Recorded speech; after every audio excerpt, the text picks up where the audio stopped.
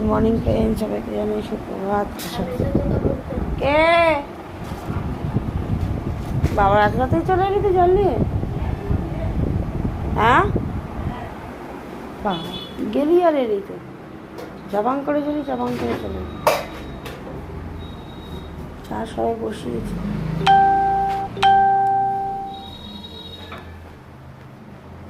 একটু পরে খা, সবাই বসেই চা একটু ফুটবে, একটু সময় লাগবে।